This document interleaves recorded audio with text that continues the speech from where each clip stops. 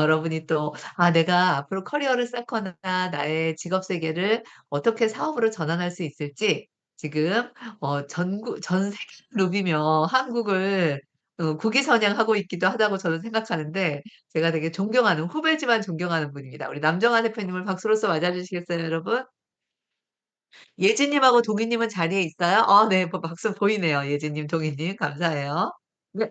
남 대표님. 안녕하세요. 우리랑 코리아 남정화입니다. 네, 잘 들리세요? 네.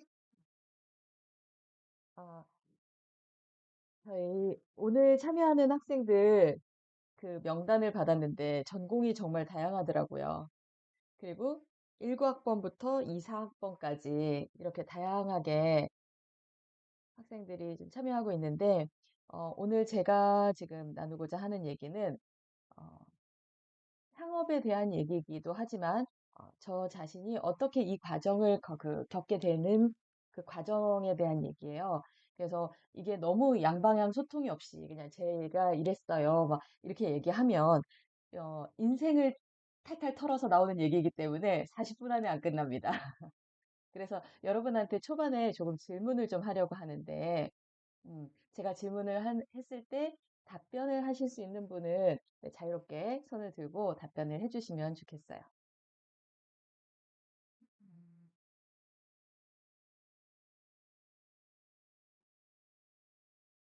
네. 음, 첫 번째, 그 남정화의 창업 여행 85리터의 무게를 견뎌라라는 것이 이제 주제와 부제입니다. 그 창업하고 여행하고를 지금 좀 접목을 한 건데, 여러분 여행에 대해서 더 관심 있으세요? 여행 좋아하세요?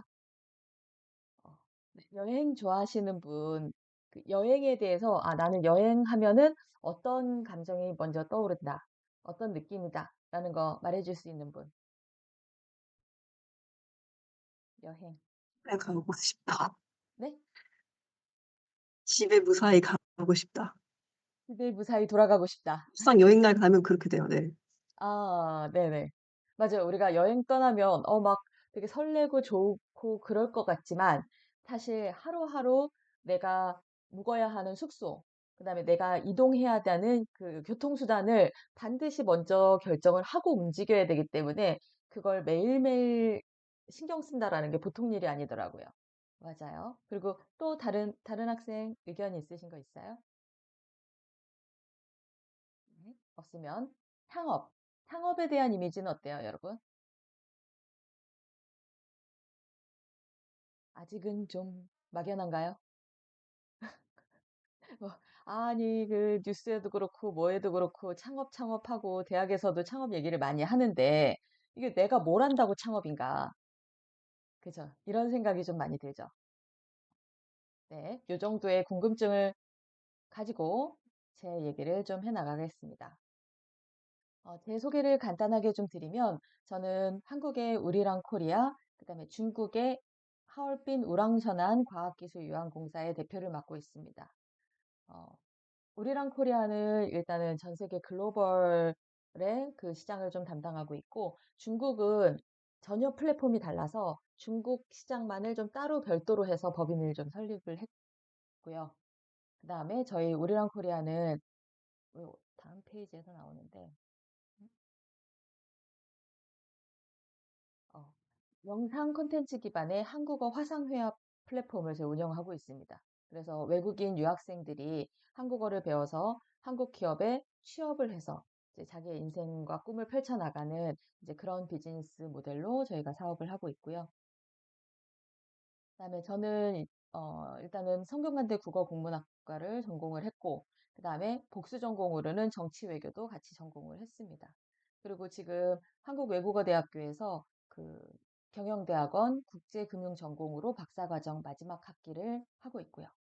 그래서 지금 사업하고 학업하고 병행을 하느라고 이거 진짜 이거 둘 다 제대로 하는 건가 싶을 정도로 굉장히 버겁기는 한데, 이렇게 제가 여러 가지를 하고 있는 것에 대해서 이따가 다시 얘기를 해보겠습니다. 그리고 저는 초창기 직장 생활을 좀 미국계 회사에서 했어요.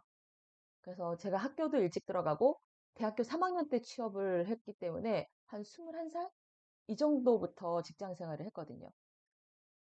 그래서 사회생활을 좀 일찍 한 편이었고, 그래서 장점과 단점이 좀 있습니다. 어찌 됐건 이렇게 지금 미국계 회사에서 처음 회사를 시작했고, 그다음에 제 사업도 중간에 이제 하면서, 그리고 이제 뭐 어떤 글로벌적인 그런 마인드를 좀 많이 키워왔었어요. 그러다가 이제 세계 여행을 하게 되면서 그것이 저희 이 지금 하고 있는 우리랑 코리아의 아이템과 접목이 됩니다. 그 얘기를 본격적으로 해볼게요. 음, 저는 원래 10살 때부터 사업가를 꿈꾸고 있었어요. 그래서 아니 10살 때 뭘 한다고 사업이야 라고 하는데, 적성 검사에 제가 사업가가 좀 제 성격에 맞다고 나온 거예요. 근데 그때 저를 지금 생각하면 지금 왜 그게 나왔지? 라고 생각이 들 정도로 굉장히 말수가 적고, 그다음에 좀 이렇게 혼자 있는 걸 좋아하고 이제 그런 스타일이었는데도 불구하고 적성 검사에는 사업가가 1번으로 나왔었어요. 그래서 생각을 해봤더니 좋아.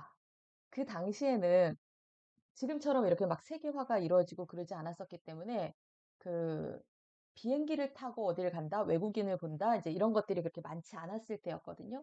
근데 이제 그 남자분들 중에서 막 이렇게 007 가방을 들고 막 비즈니스맨 그러면은 007 가방을 들고 비행기를 타고 막 해외로 다니는 그런 느낌이 있었어요. 그래서 비즈니스 우먼 괜찮다. 나는 사업가를 하리라. 라고 생각을 했는데, 우리 집에 사업을 하시는 분이 없어요. 아버지도 직장 생활을 오래 하셨고, 그래서 그럼 사업을 하려면 내가 뭘 해야 되느냐? 라고 해서 그때 제가 10살 때니까 한 초등학교 한 4학년? 뭐 요 정도였거든요. 그래서 한 중학교 때 제가 가장 기억에 남는 게, 제 학교 끝나고 집까지 걸어가는 중에 큰 서점이 하나 있었어요. 거기를 매일매일 들어가서 경제 코너를 가서 매일 책 제목을 보고 그냥 목차까지만 보고 오는 거예요. 이제 펼치면 이해가 안 되니까 목차까지만 보고 내가 언젠가는 저거를 다 이해하리라. 이렇게 생각하고 그다음에 학교는 경영학과를 가겠다라고 꿈을 꾸면서 이제 그 학창 시절을 그렇게 보내게 됩니다. 그랬을 때 제가 이제 사업을 하면서 꼭 필요하다고 생각했던 능력이 뭐냐면 사람을 보는 눈. 왜냐면 사람 때문에 고생을 많이 하는 걸 봤거든요. 사업하시는 분들이 뭐 일 자체로만 뿐만이 아니라 뭐 동업자한테 뭐 당했네, 뭐 배신을 당했네, 뭐 이런 얘기들을 그 많이 들었었어요. 그래서 아, 내가 사람을 보는 눈이 좀 있어야 되는구나. 그다음에 어떤 통찰력. 이거는 사람을 꿰뚫어 보는 눈도 있고, 그다음에 어떤 시장을 보는 눈, 그 어떤 사물을 보는 거, 그다음에 미래를 보는 거, 그 어떤 것도 통찰력이 필요하다라고 생각을 했어요. 그리고 이게 결정적인 것은 뭐냐면, 제가 살면서 가장 중요하다고 생각하는 게 뭐냐면, 나는 나를 믿을 수 있느냐라는 거예요. 나는 나를 아는가? 나는 나를 믿을 수 있는가? 저는 성격상 내가 나를 믿을 수 있어야 다른 사람한테도 믿어달라고 얘기를 하는 거예요. 내가 나를 믿을 수 없는데, 막 나를 믿어줘. 그냥 나는 내가 어떤 사람인지도 몰라. 그러면서 나를 믿어줘. 이럴 수가 없거든요.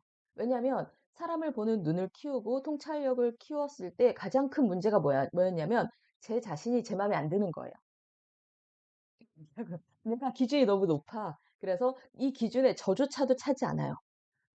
그러다 보니까 이 기준에 높은 기준에 나를 채우려고 이제 들들 볶기도 하고, 그다음에 과연 내가 믿을 수 있는 사람인가? 내 말을 나는 말하면 법이니까 꼭 지켜야 되는 것이니까 뭔가 신뢰할 수 없는 말은 뱉지 않는 거예요. 이제 이러면서 이것이 굉장히 장점이기도 하지만 나중에 제 발목을 좀 크게 잡는 부분이 되기도 합니다. 그리고 또 좀 욕심이 많아요. 그래서 어렸을 때부터 사업가도 꿈이었지만 선생님도 하고 싶고 글도 쓰고 싶고 하고 싶은 게 많았어요. 그래서 선생님은 30대 직업으로, 사업가는 40대 직업으로, 50대가 되면 난 작가가 되겠다. 이렇게 또 생각을 했습니다. 근데 이것을 시간이 지나니까 환경이 변하면서 하나로 좀 접목할 수 있는 기회가 생기더라고요. 그래서 지금은 이거 세 개를 다 하고 있습니다. 네. 책에서는 제가 지은정 우리 선생님께 다시 보내기는 했는데, 여기서는 너무 길어지면 그러니까 그냥 간단하게만 소개를 하겠습니다. 우리랑 코리아는 영상 콘텐츠 이제 있고 그다음에 화상회화 플랫폼 있고 직무 교육을 통해서 그 한국의 해외 진출해 있는 기업들의 그 취업 연결을 하는 그런 비즈니스까지를 좀 하고 있어요. 조금 일반적일 수도 있는데 어 여기에서 더 이제 IT를 좀 접목시켜서 그 자기 목소리로 외국어를 학습하는 그런 AI 인공지능을 접목한 그 내 목소리 한국어. 그다음에 뭐 그냥 취업만 이렇게 알선하고 연결하는 것이 아니라 집중적으로 그 한국 기업에 필요한 그런 인재로 육성할 수 있는 어떤 만불 클럽 이제 요런 것들까지 비즈니스 모델을 조금 더 파생시키고 있습니다. 음. 그래서 세계 여행을 한 2014년 정도에 제가 세계 여행을 했는데 그때 당시에는 한류가 이렇게 유행을 하지는 않고 조금 초창기였어요. 그랬을 때 우리가 의도한 한류가 아니다 보니까 사람들이 그냥 이게 그냥 반짝 떴다 이렇게 생각을 했었어요. 그 당시에는. 그리고 왜 그 사람들이 한류를 좋아하는지 이유도 몰랐었어요.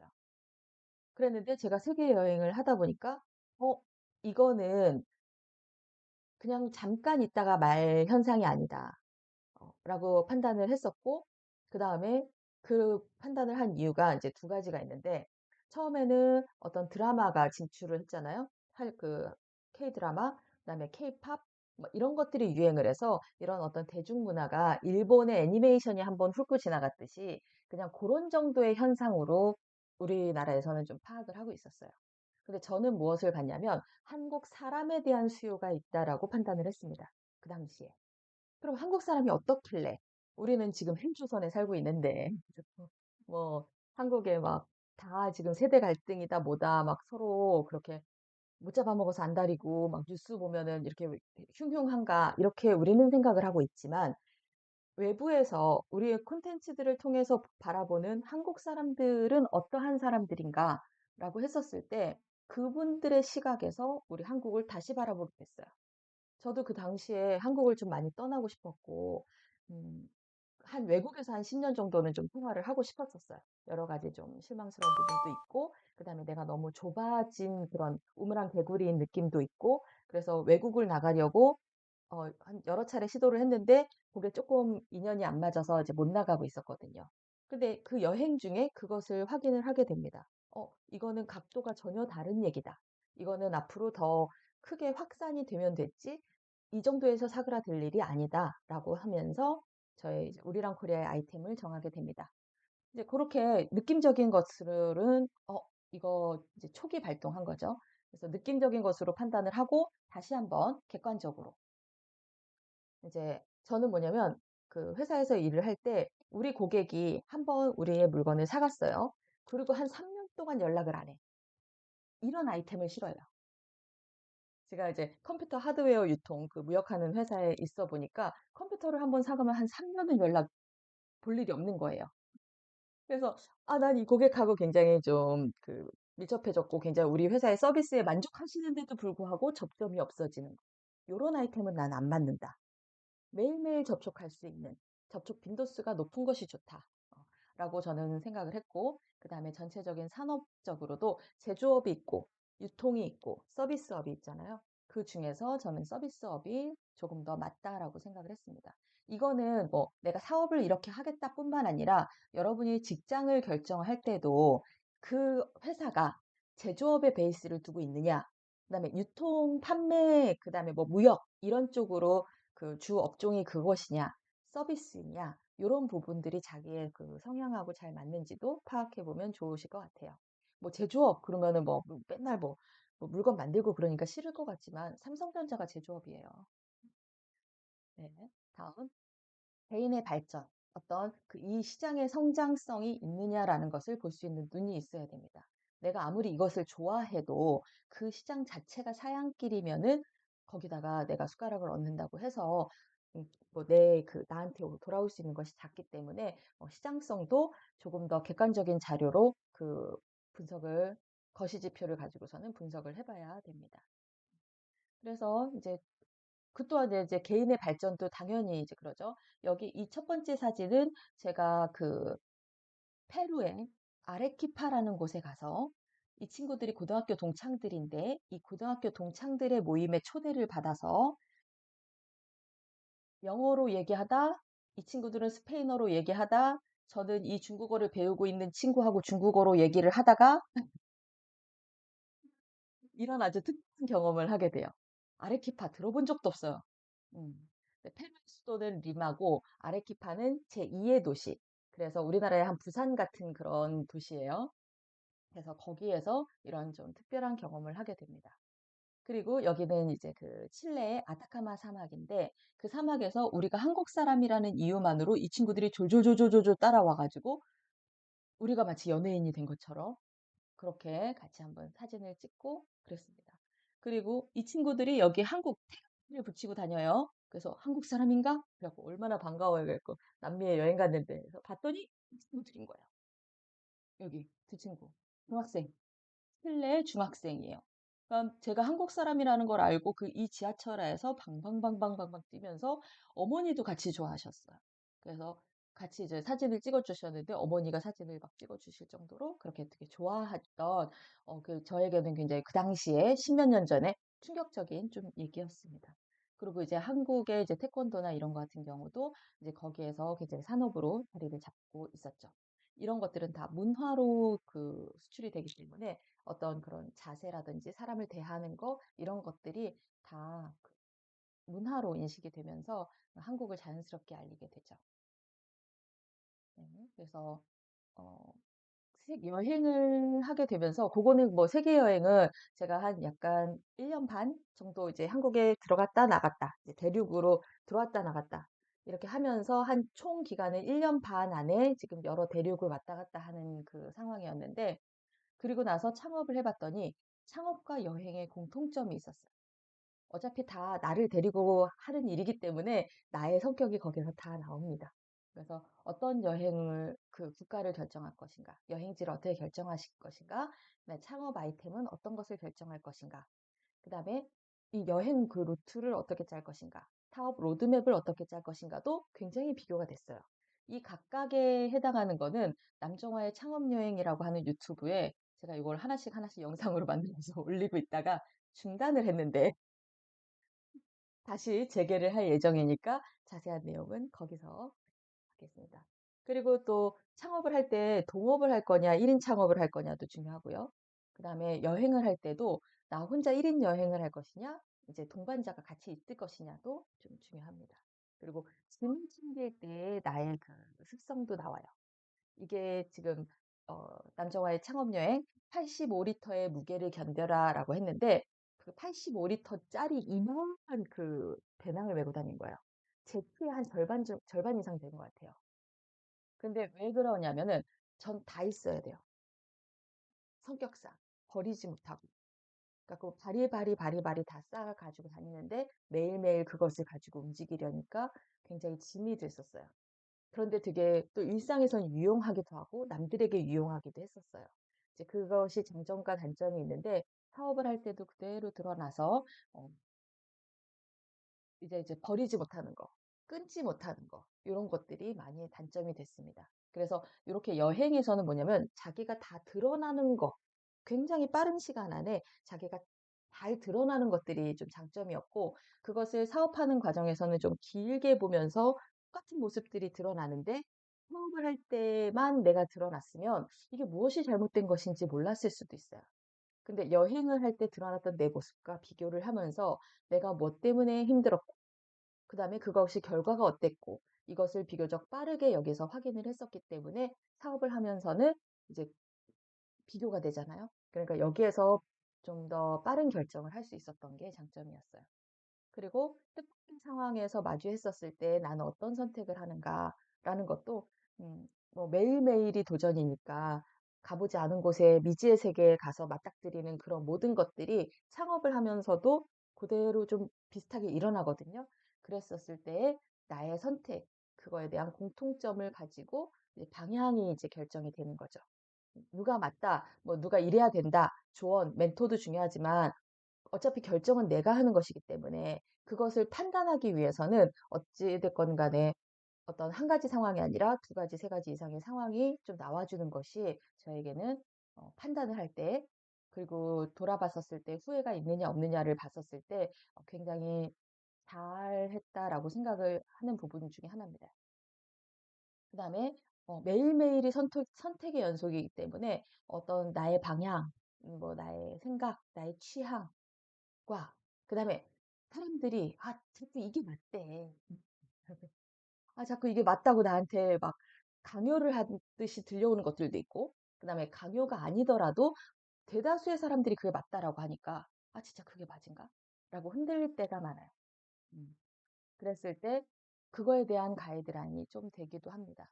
왜냐하면 이 매일매일 여행을 하면서 내가 선택을 하는 것으로 이제 작은 후회들은 있거든요. '아 비행기를 탔어야 돼. 버스를 타는 게 아니었어. 22시간 시간 버스는 좀 무리였어.'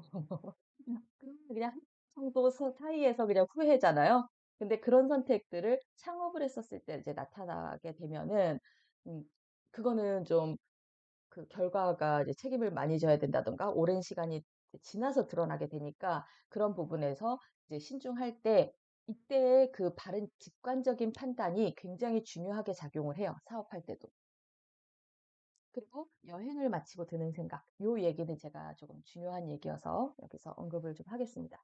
여행을 했을 당시, 세계 여행을 갈 당시에는 제가 뭐 많이 힘들고 막 그럴 때라고 생각을 그렇게 안 했는데 그때 제가 무슨 일이 있었냐면 어떤 그 연예인이 자살을 하는 걸 보고 '했다.'라고 생각을 했어요. 우울증 때문에 자살을 했는데 어 만약에 자기가 만약에 그 스스로 자살을 한다 이런 거는 전 종교가 있기 때문에 그건 굉장히 안 되는 일이라고 생각을 하고 있거든요.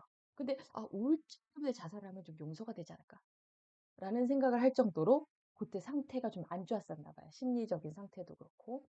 그리고 사람들이 "야 남미 여행 그거 너무 위험하지 않니?" 그래서 그거 막 사건 사고도 맨날 뉴스에 나오고 너무 위험하다는 거예요. '아 죽으면 좋지 뭘.' 라는 생각을 했었어요. 그런 그 생각을 제가 인지하면서도 저도 놀랄 정도로 '아 내 상태가 그렇게 안 좋았구나.'라고 생각을 했는데 남미 여행 100 일 딱 3달 열을 갔다 오고 나서 제가 인천공항에 딱 들어오는데 무슨 생각이 들었냐면 '세상에 이렇게 좋은 세상이 있다니. 나는 앞으로 한 30년 동안 아무 불만이 없이 살 수 있어.'라고 생각이 들었어요. 그래서 '사람이 100일 만에 이렇게 완전히 생각이 바뀔 수가 있나.' 그래서 "그렇게 좋았냐."고 사람들이 "그렇게 좋았냐."고 물어봤어요. 그래서 "아니 먹고 놀고 돈 쓰는데 그럼 안 좋을 수가 있나." 그래서 기본적으로는 좋았고 두 번째는 뭐냐면 한 죽을 고비를 2번 넘겼거든요. 이제 막 그 정면으로 트럭이 막 저희 쪽으로 돌진해 오고 그래서 막 간신히 이렇게 피해갈 정도로 뭐 이런 식으로 그다음에 운전자가 이제 그 버스 운전자가 졸아 가지고서는 이제 갔는데 이제 절벽으로 들이받을 뻔한 거요. 막 그 2번 정도 겪었어요. 그래서 사람이 '아 죽고 싶다.' 뭐 이렇게 생각을 했다가도 또 죽을 뻔한 고비를 넘기잖아요. 그러면은 죽고 싶지 않아져요. 그건 사치였어. 그래서 '아 내가 어떻게 이렇게 30 년간 아무 불만이 없겠다.'라는 생각이 들 정도의 이 마음이 들었을까. '사람이 정말 생각하는 거에 따라서 많이 달라지는구나.'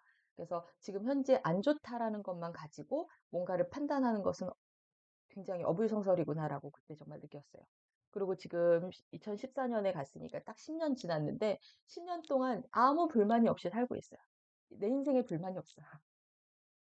다음 제가 사업을 하면서 엑시트할 때 이제 엑시트라고 하면은 어떤 그 사업을 뭐 그 IPO 이제 주식시장에 상장을 한다든지 아니면 그 M&A로 매각을 한다든지 이제 스타트업은 이렇게 두 가지 방법이 있는데 엑시트할 때 하고 싶은 생각도 마찬가지예요.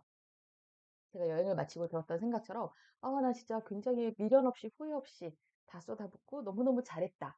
그리고 이것이 이 세상에 이 아이템이 이 세상에 굉장히 가치 있는 보람 있는 그 일이었고 그다음에 이것으로 인해서 굉장히 혜택을 받은 사람들이 많다.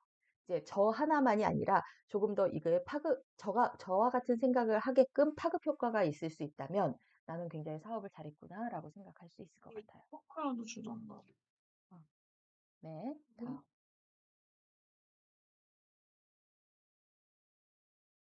그래서 이렇게 막 이만한 저도 이만한 거 메고 다녔어요. 그래 갖고 허리가 굽는 줄 알았어요. 그리고 그다음에 여기서는 일단은 그 아르헨티나에서 만난 친구들인데 이 친구의 어머니세요. 이분이 어머니신데 우리가 이 새벽 3 시에 이 어머니와 함께 클럽에 갔어요. 한국에서는 나도 지금 못 들어가는데 받아주질 않는데 외국에서는 어머니와 함께도 클럽에 가서 즐길 수 있을 정도의 어떤 개방된 그런 문화였던 거예요. 그래서 우리는 그 나이대에 딱딱 맞게 그렇게 살아오기를, 그렇게 살아가기를 좀 강요받는 느낌이 있잖아요. 근데 여기서는 뭔가 정말 그러니까 우리가 생각했던 어떤 그런 가치관, 그다음에 기준 이런 것들이 벗어나서 하는 경험들이 많았었어요. 네. 그리고 그다음에 이제 여기는 이제 클럽. 제가 한국에서는 워낙 일을 막 열심히 하다 보니까 클럽에 처음 가본 나이가 33 살인가? 그랬는데 가보고 이태원의 클럽에 한 번 가보고 되게 이런 세상이 있는데 좋았는데 다시 갈 수가 없었어요. 너무 바빠서. 근데 세계 여행을 할 때는 가봐야죠, 이제 클럽 투어를 했어요. 그랬더니 새벽 3시 이전에 자본 적이 없어요. 제가. 그래서 아, 내가 회사를 다니니까 잠이라도 잔 거구나. 그냥 내가 백수로 살았다가 정말 백수 과로사를 하겠구나. 라는 생각이 들 정도로 이제 그랬었습니다. 그래서 또 다른 내가 이런 걸 이렇게 좋아했었나? 노는 걸 좋아했었나? 라는 나를 이제 또 재발견하게 되었고요. 그다음에 여기서 이제 이마트 뭐 이제 그다음에 그 칠레에서 우리 한국 교민들이 어떻게 살고 있느냐도 가서 내가 이거 여행을 간 건데 매일 아침 일어나서 통계청 들어가서 통계자료 다운받고 외교부 들어가서 외교 그 제외 공간에 우리 그 인적 구성들 다운받고 그러면서 아침마다 분석을 해가지고 이게 출장인가? 라고 생각이 들 정도로 그랬었어요. 이게 뭐냐면 여행으로 갔지만 내 관심사가 있으면 이게 출장인지 여행인지 구분이 안 될 정도로 가더라라는 거예요. 저는 궁금한 게 뭐였냐면 우리 교민들이 이 남미까지 와서 무엇을 해서 먹고 사나? 이게 굉장히 궁금했었어요. 그래서 그 교민들은 얼마나 있나? 그럼 그분들은 지금 먹고 살만 하신가? 그다음에 다음 비전은 뭘 보고 계시지? 지금 세대에서 어떠한 일들을 하고 계시고, 그다음에 이제 그 교포 2세, 3세들이 있을 거잖아요. 그 교포 2세, 3세들은 지금 어떤 분야로 진출하고 싶어 하나?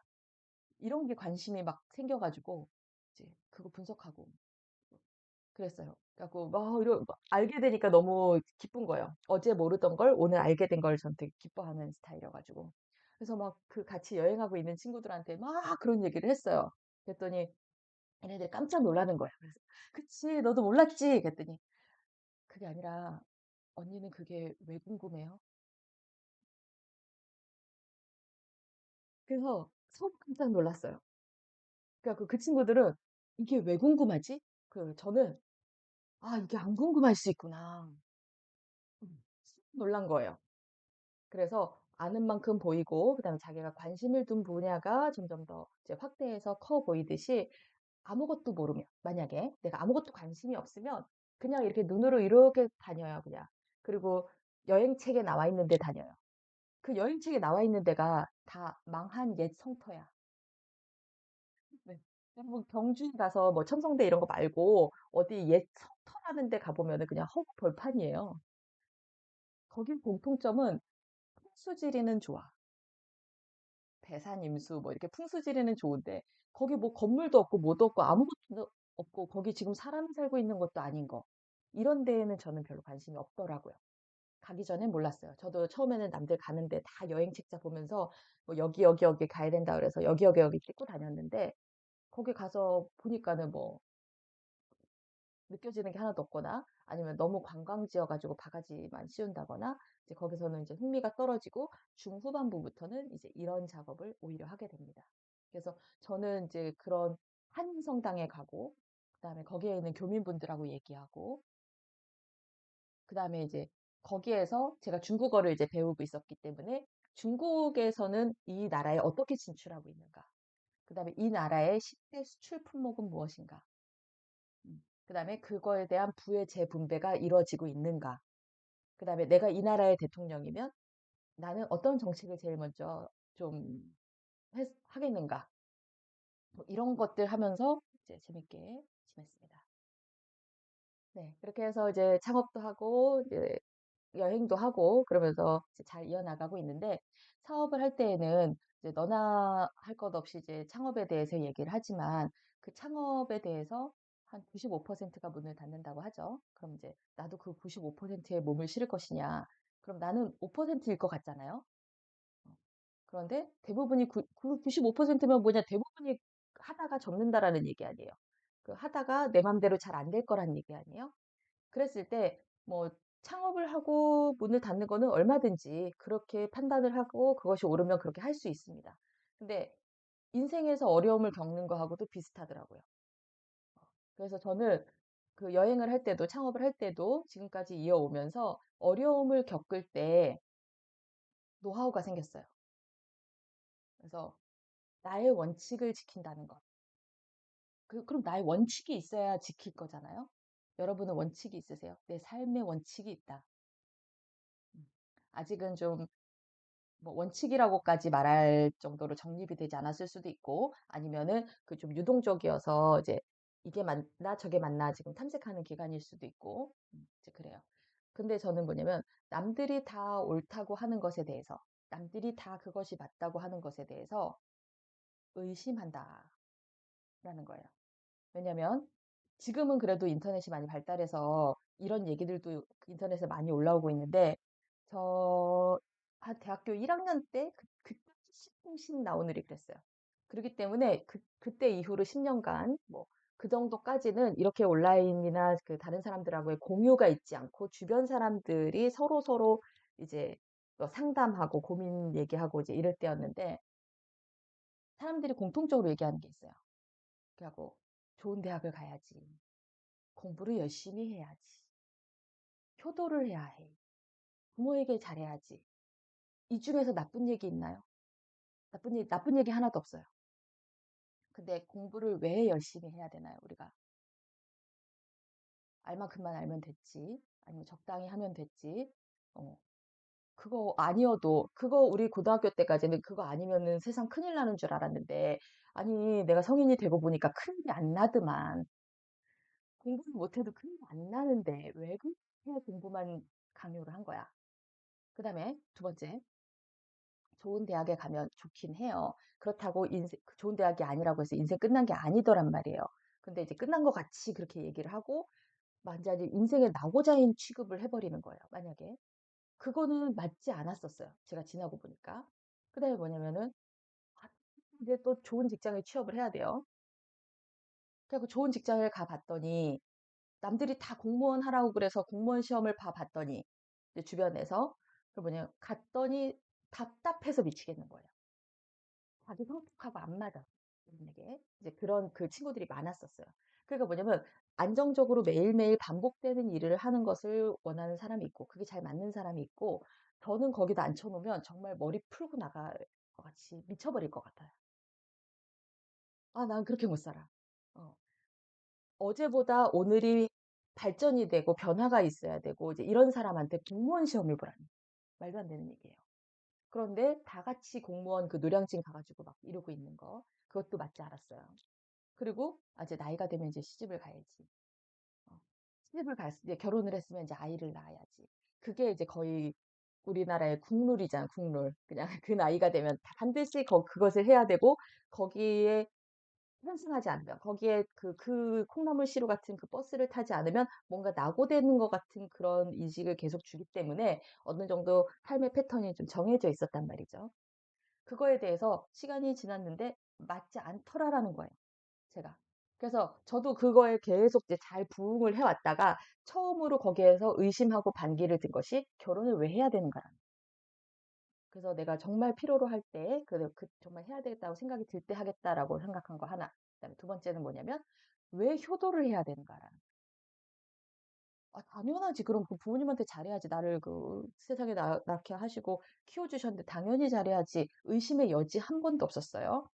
그랬는데 거기서도 문제가 생겼어요. 제가 너무 이제 효녀로 잘하려고 하다가 문제가 생겨버린 거예요. 이제 요 얘기는 너무 기니까 일단 생략을 하면. 그래서 남들이 다 너무너무 옳다고 믿어 의심치 않고 옳다고 하는 부분에 대해서 의문을 제기한다. 그리고 거기에 대해서 내 생각, 내 판단이 어느 정도 정확하게 정립이 되면 그것을 나는 지킨다. 남들에게 강요는 하지 않아도 나는 지킨다라는 거예요. 산딸기는 뭐냐면 창업을 했더니 우리나라는 뭐냐면 대학 입시, 그다음에 취업 입시, 창업도 입시예요. 그래서 정부 지원금을 받으려고 달라붙어 가지고 그거 맨날 이제 페이퍼 쓰고 있어요. 사업은 언제 하나? 네, 그거 이제 받아 먹으려고 떨어지면 다음 거 이제 그렇게 해서 한 1년에 13개씩 지원 사업을 타먹는 그런 회사도 있고 그거 자체가 존립의 목적인 것 마냥 그럴 수도 있고 그다음에 그 지원금이 떨어지면 그냥 문을 닫고 폐업을 하는 경우들도 되게 많아요. 그래서 산딸기는 그냥 질비해. 근데 내가 농사를 팽치고 산딸기만 따러 다니면 당장에는 단 과실이지만 내가 그 농사를 지을 시기를 놓친다라는 거예요. 그랬을 때 당연한 얘기지만 그 산딸기를 그냥 배고픔을 잊을 만큼만 살짝 먹고 와서 나는 내 일에 충실해야 돼요. 너무 당연한 얘기인데 너무 당연해 보이죠. 어, 그런데 그 산딸기가 그렇게 있는데 질비한데 그것을 등 돌려서 내려오는 게 쉽지 않아요. 그다음에 두 번째는 뭐냐면 나는 내가 옳다고 생각하는 대로 하겠어. 근데 내 주변 사람들까지도 나하고 같이 한 배를 탄 우리 직원들까지도 그런 거 넘실거리지 마. 우리는 가서 우리의 할 일을 해야 돼. 라고 데리고 내려오는 게 굉장히 힘든 얘기예요. 그거를 매일매일 반복해야 된다는 거. 저기서 거의 갖다 대놓고서는 거기 산딸기를 막 쟁이는 사람들을 눈으로 보면서 저 사람들이 되게 잘 먹고 잘 사는데 나만 이런 결정을 해서 돌아 나온다라는 게 결코 쉬운 결정은 아니었어요. 그래서 저는 이제 1번을 아직까지 좀 지키려고 노력을 해서 그동안 고생을 좀 많이 했다라는 거. 그다음에 두 번째, 이제 10가지를 종합적으로 생각하고 결정을 해야 되기 때문에 이게 멀티가 되느냐 안 되느냐, 난 멀티가 안 되는 사람이야 이렇게 말하는 경우도 많이 있는데 하다 보면 돼요. 안 되면 될 때까지. 음. 그래서 10,000번 정도 해보고, 보통 한 10번 해보고 안 된다 그러거든요. 그래서 제가 항상 얘기하죠. 10,000번을 할 때까지는 안 된다 소리를 하지 마라. 다음, 세 번째는 뭐냐면, 어려움이 있어도 사업은 지속이 돼야 돼요. 그래서 어려움을 겪고 있을 때 처음에는 이게 막 그 생각도 많고, 막 속도 이렇게 막 상한다든지, 마음이 상해서 이제 속도 상한다든지 그래서 뭔가 이렇게 손에 일이 잡히지 않는 경우들이 많거든요. 그것도 반복하다 보면 머리로는 생각을 하고 마음으로는 겪으면서 일은 일대로 하게 돼요. 그래서 어려움도 동력으로 전환해서 사용한다.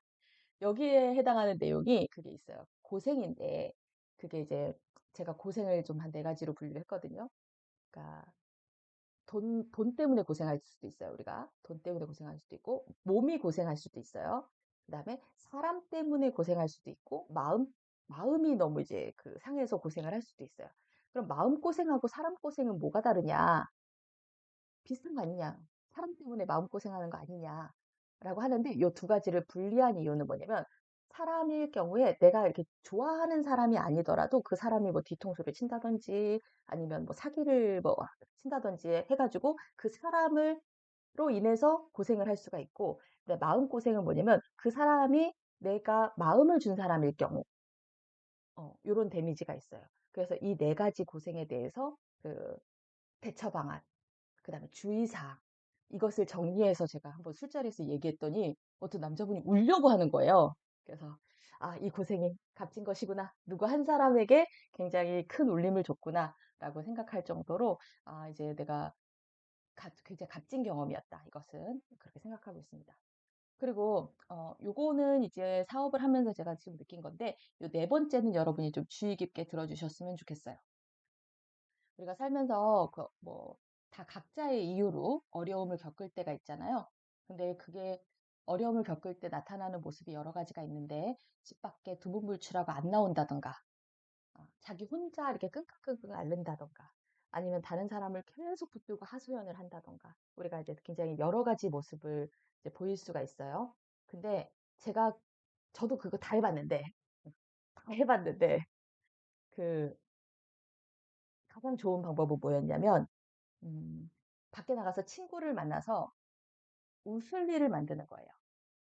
그러니까 꼭 그 얘기를 가지고 하소연을 하고 그 주제로 얘기하지 않더라도 그냥 누군가와 만나서 깔깔깔깔 하하호호 할 수 있는 자리를 만들다 보면 그러면은 내가 리프레시가 되면서 그 사안이 다시 보이기도 하고 그다음에 그 어려운 그 기간이 그냥 지나가기도 해요.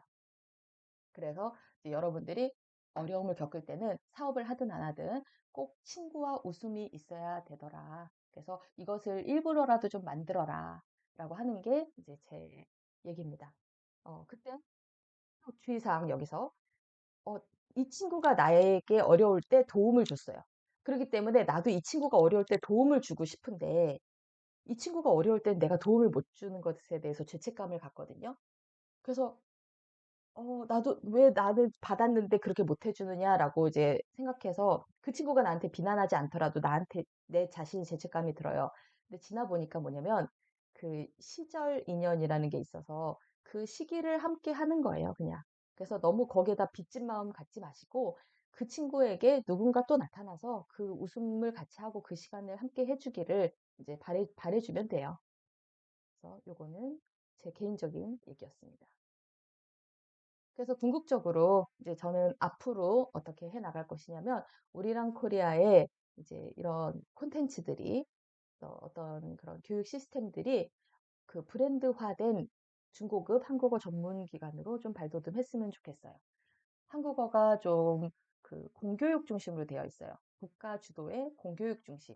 국가나 어떤 대학이 좀 주도를 하다 보니까 많이 아카데믹하고 그다음에 이제 좀 이제 무료 이제 세종학당이나 이렇게 무료인 경우들이 많은데 전 세계에 나가 보면 오히려 그래서 일본어 학원 하다가 그냥 선생님하고 그냥 강의실만 이제 놓고 한국어로 확대한 이제 그런 분들이 오히려 돈 더 많이 벌고 있어요. 그래서 수요에 맞게 우리가 좀 잘 대응을 하고 그래서 좀 브랜드화된 그 자기 어떤 수요에 개별 수요에 좀 맞는 중고급 한국어 전문 기관이 됐으면 좋겠고 그다음에 이거는 조금 거시적인 얘기인데 우리 한국이 앞으로 이렇게 출생률이 지금 0.7 뭐 이렇게 되면은 반드시 다문화 사회가 될 수밖에 없는데 지금은 전 세계의 인재를 빨아들이는 곳이 미국이잖아요. 근데 저는 한국이 어떤 지성인들의 요람이 될 것이라고 확신합니다. 근데 만약에 안 될 것 같다. 그럼 여러분이 만드셔야 돼요. 한번 만들어 봅시다. 왜 그러느냐? 제가 어렸을 때 생각했던 미국은 그래도 어떤 자유와 민주주의와 이런 거의 상징이었는데, 요즘 최근에 보이는 미국은 이제 가면 벗었잖아요, 이제. 나, 나 채팅쳐 그만할래. 경찰 그만할래. 그러면서 나는 나의 이익이 최고야. 라고 이제 하면서 본격적으로 이제 드러났습니다. 우리가 중국이 다음 대안이 될 줄 알았는데, 어, 중국에 대해서는 너무 길게 얘기하진 않을게요. 그게 이제 그 미국을 위협하는 다음 세대의 대안으로 떠오르려고 하다가 이제 어떤 지금 많은 문제점들을 보이고 있단 말이죠. 다음, 유럽. 제가 어렸을 때 유럽 여행은 꿈이었어요. 모든 사람들의 꿈이 유럽 여행이었어요. 대학생들만 이렇게.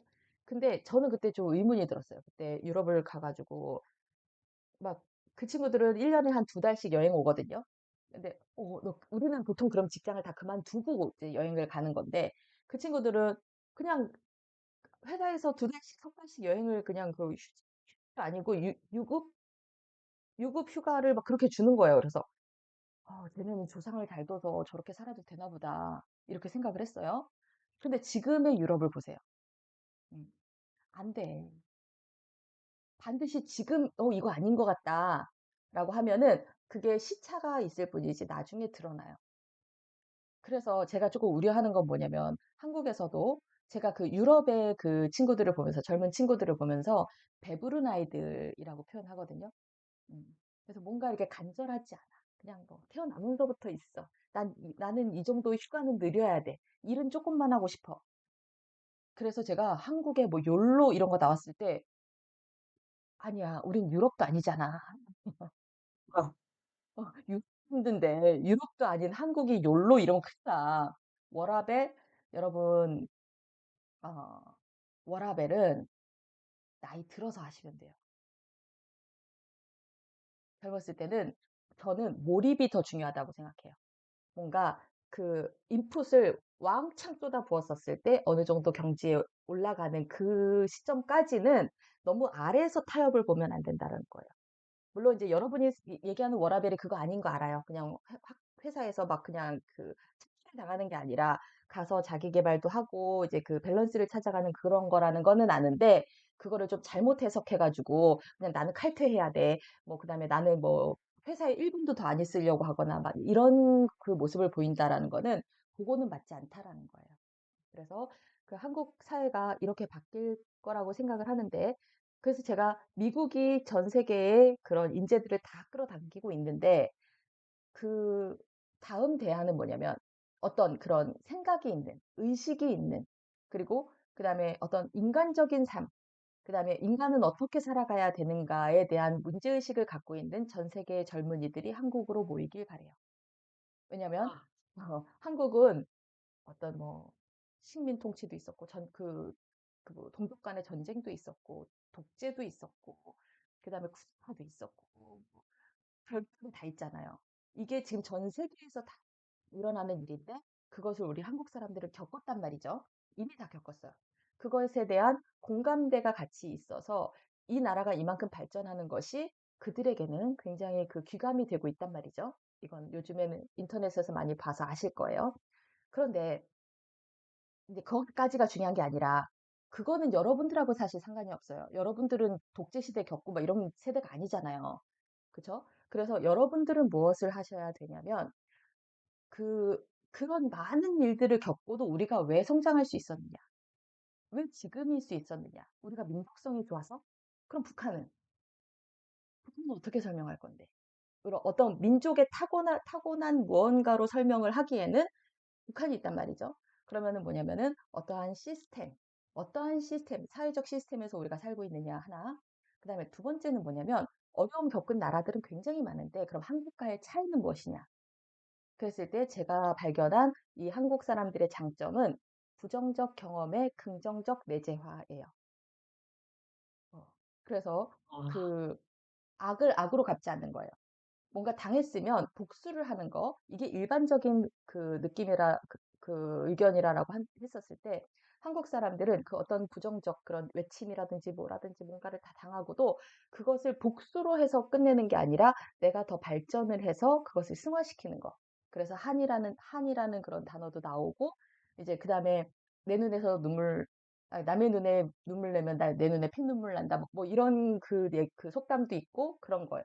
이 장점들이 잘 발휘돼서 그 지성인들, 전 세계 1%의 지성인들은 그러한 성향을 DNA로 갖고 있는 한국에 반드시 와야 된다고 생각하는 사회로 여러분들이 만드시기를 바랍니다.